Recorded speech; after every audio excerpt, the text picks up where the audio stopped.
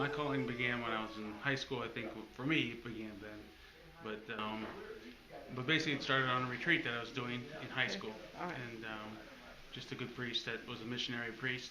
He was in the Glen area, but then he was joined the diocese of in Pennsylvania and became a missionary in a missionary church out in coming for a retreat, and just the way he preached, just the way his conviction, I think his conviction kind of was a seed that was sown. That we should stand up for our faith and live our faith and not be afraid to live our faith. And then I think the next influence in my life was John Paul II. And that was probably the second biggest influence.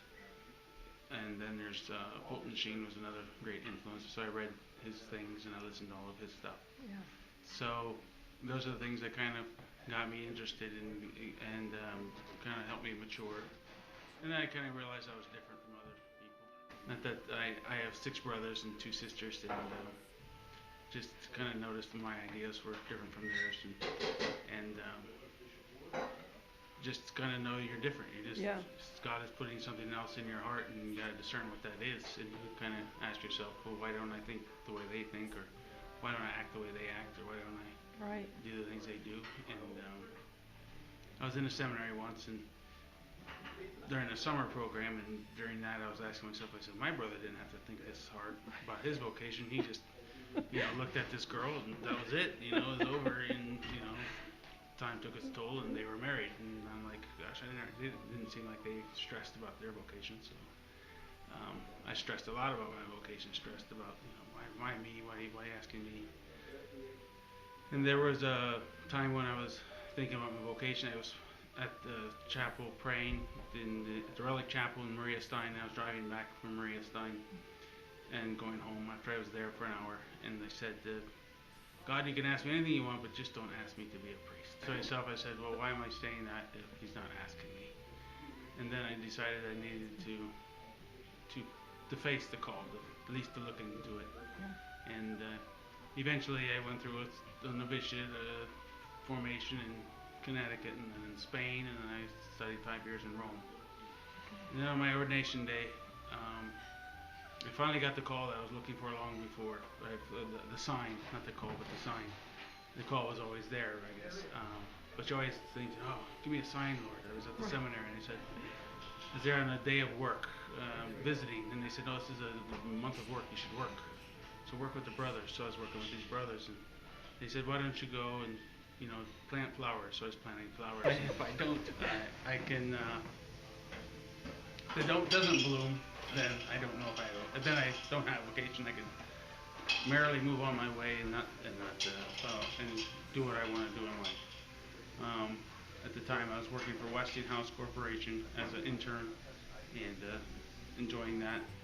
And I was given the opportunity to go to the East Coast and discern to be a priest, or go to the West Coast, California, and learn programming and earn, $45,000. It was $40 an hour, so more than that, a lot more than that, $40 an hour.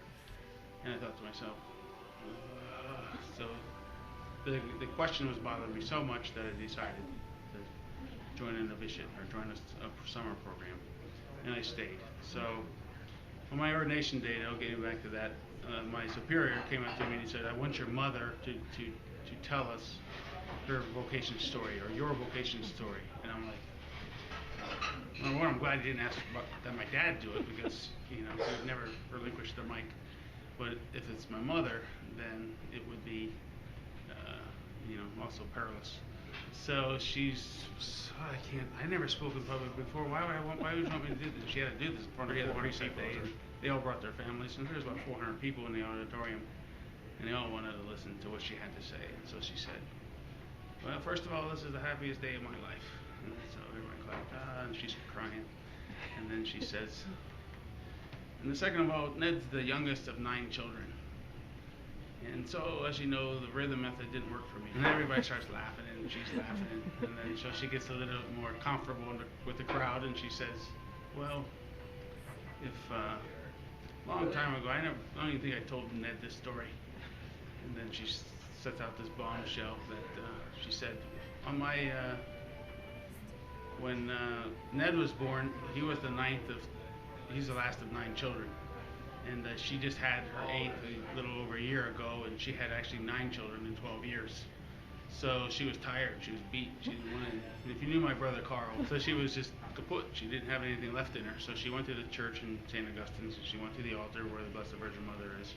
She said, well, she started to pray, and she just made the prayer, if you make him a priest, then I'll accept him. So she didn't accept me until my ordination day. I always felt that when I was looking for this sign all this time. You know, I planted those flowers in a novitiate, and I was driving away from that summer program, and I said, I forgot to look back to see if the flowers bloomed. But on my ordination day, I figured out that they bloomed because I was ordained. I was ordained in 1998. Okay. So it's been 12 years, 13 years.